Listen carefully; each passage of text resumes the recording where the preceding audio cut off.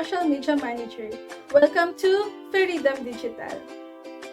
In today's video, I will teach you on how to create graphics using Canva. Let's start!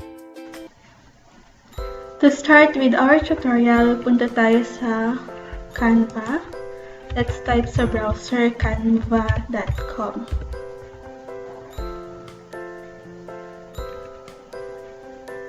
Yan, ito siya yung makikita nyo once tinype nyo yung canva.com sa computer. So, sign up tayo.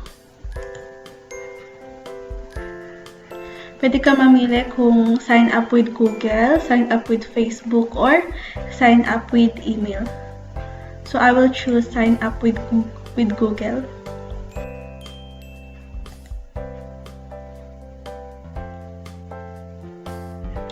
Pipili tayo kung what will you be using Canva for. Nakadepende sa'yo kung small business, student, non-profit, or charity. Ayan, pili ka lang dyan. Ako, pipiliin ko lang personal. Pwede ka mag-try ng Canva Pro. Pwede mo siya i-try for 30 days. So, anong meron dito sa Canva Pro? May mga template kasi or icons, elements na hindi natin pwedeng gamitin sa free version. Magagamit lang siya pag nag-avail ka ng Canva Pro. No, hindi pala natin ito ita-try. Maybe later. Ayan, ito yung Canva. Dito yung mga recommended for you, yung mga templates na pwede mo gamitin. All your designs. Ayan, nag-try na ako kanina para may sample na tayo. Shared with you. Pwede kang mag-i-share yung gawa mo sa iba. Brand kit. Ito, yung brand kit naman, sa lang siya, Pro version. Content planner, pwede rin dito. Pwede kang mag-schedule ng post gamit ang Canva. Create a theme. Ayan, kung pagka nag-create ka ng theme, pwede nyong i-edit yung i-share or yung ginawa nyong graphics. All your folders. Ayan, all your designs. Ayan, nandito siya at yung mga dinelete natin. Dito tayo sa templates. Ayan, maraming templates na pwede kang magamit dito. Kaya, nagustuhan ko yung Canva ay dahil, siya, beginner friendly. Hindi ka na mahihirapan mag-design. Lalo na yung mga walang idea sa pag-design. Kasi ang daming templates na pwede mong gamitin. Lahat ng gusto mo, mapa-photo to video, nandito lahat. Makikita mo lahat siya sa Canva at napakadali lang niya gawin kasi magpapalit ka lang ng colors, ng text, ng logo na gusto mong ilagay. Ayan. Pwede ka rin dito matuto sa Canva. Meron silang ino-offer na courses, tutorials, vlog. Ayan. And, yeah, pricing. Dito muna tayo sa search. Okay, sa templates. Kunwari, gagawa tayo ng Instagram. No, gagawa tayo ng Instagram post. Maganda kasi sa Instagram post, pwede siya i-post kahit saan. Kumbaga, mag-fit siya, hindi siya mapuputol, hindi siya malaki. Ito, pwede kang mag-create a blank Instagram post or create design kung gusto mong customize yung gagawin mo. Ayan. At pwede ka rin naman pumili dito. May mga style dito na pwede mong i-click, theme, color na gusto mo. For example, gusto ko about cats.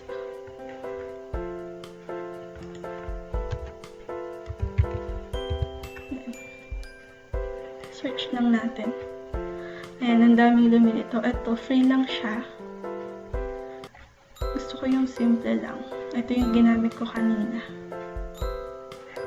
Makikita natin kung free siya or pro version. Kapag crown, ayan, pro.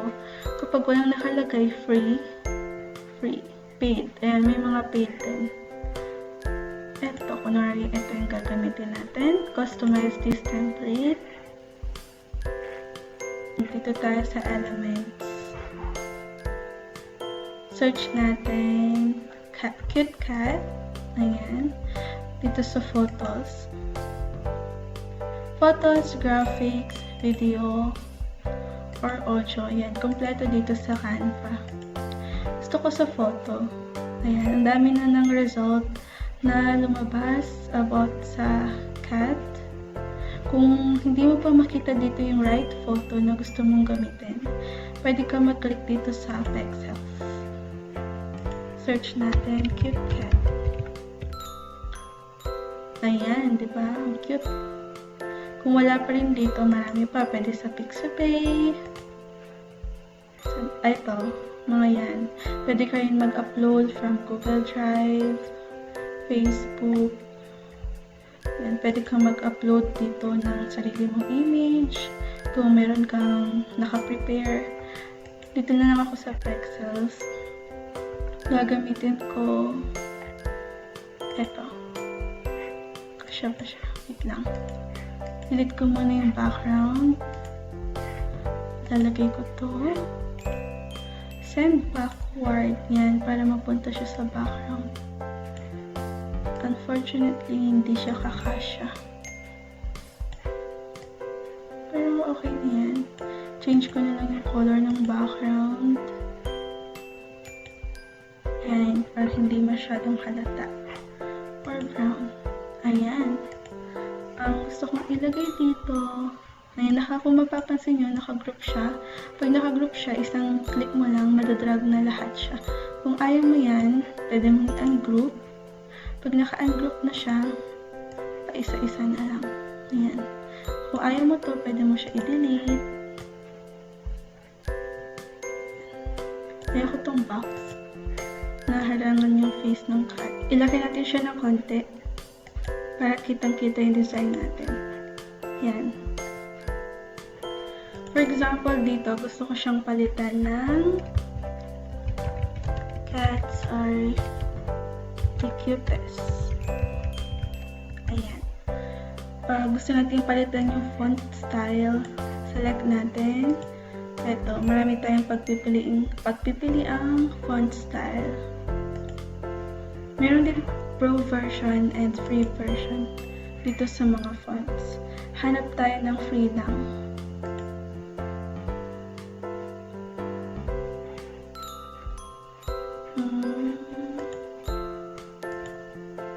Gusto ko naka-sentence siya.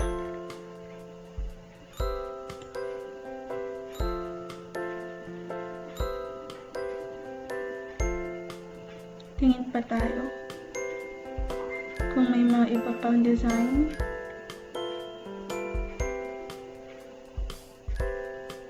Try nga natin to.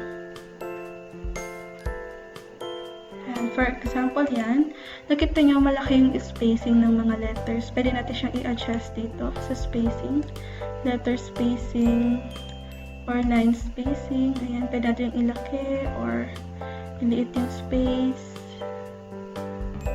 Ayan.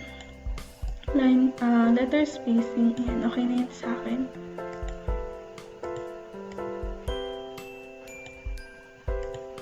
Enter ko lang ito.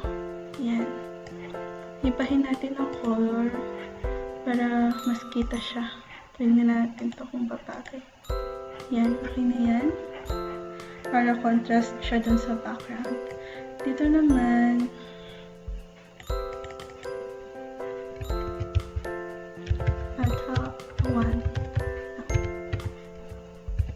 yan, for example, yan yung gusto kong ilagay. Gawin na lang din natin ng pink or orange. Tingnan na natin. Hindi siya kita. I-bold natin siya and ito orange. Tingnan natin. Hindi kita. Baby blue. Lagyan natin siya na hindi pa rin siya kita. White na nga lang. White. And ilaki na lang natin yung size. drag natin dyan.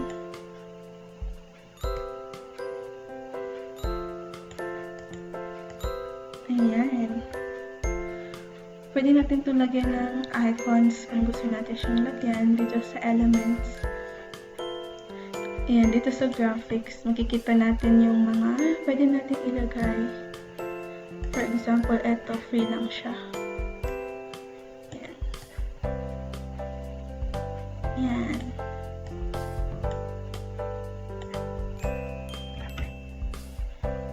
Ayan, ganyan lang. Or, kung may gusto ko ba tayong ilagay. For example, eto. Pangit na siya. So, ito yung design natin.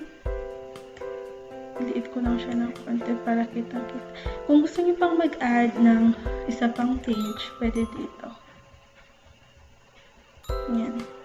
So, ito lang siya. Ganyan lang kasimple yung dinesign natin. Kung gusto niyo pang palitan ng color, pwede. Pero sa akin, satisfied na yan. Satisfied na ako dito. Lagyan natin ng konting ganito sa dyan. Para meron naman siyang ibang color na makikita. Yan. Yan, okay na siya. Pwede natin siyang i-download. Kung gusto natin na photo, mas maganda kung PNG, ito yung high quality. Pag JPEG, small file size image. And pwede rin MP4 video kung gusto natin may gumagalaw. For example, dito sa ating graphics. For example, eto. Dahil mayroong nagmo-move na object sa ating design. Kunwari yan, iliit ko lang. Yan. Iliit ko lang to. For example, ayan, kung gusto natin, pwede natin siyang i-download into a MP4. Download muna natin ito na MP4. Yan. Tapos, i-undo ko siya para i-compare natin siya. Yung isa naman, ita-download ko as PNG. Yan.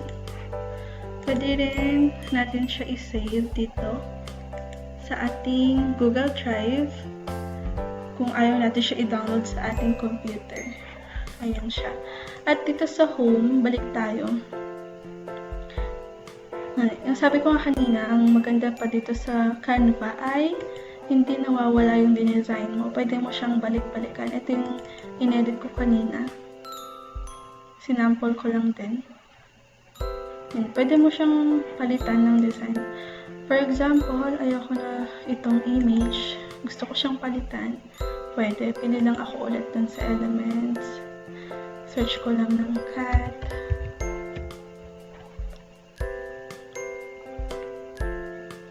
Yan, ang dami. Dito tayo sa photos. Click ko yung image na yan. Ito, kunwari, wait lang, pro siya.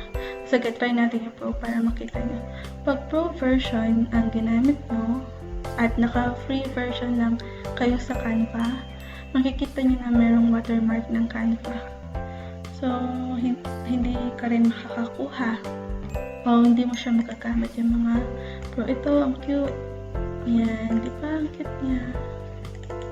I-adjust lang natin. Ayan. Ang cute ng cat. Hindi na ma-adjust yung size. Ayan. So, ayan na siya. Explore nyo lang siya. Pwede rin kayong mag-animate ng page. Ayan. Kung gusto nyo. Page animation. Ayan. Marami kang magagawa sa Canva. I-explore nyo lang. I'm sure magugustuhan nyo rin to. At marami pa kayong matutuklasan. Ito yung inedit natin kanina. Ganito siya kapag MP4. Gumagalaw yung object. Ayan. At ito naman kapag PNG.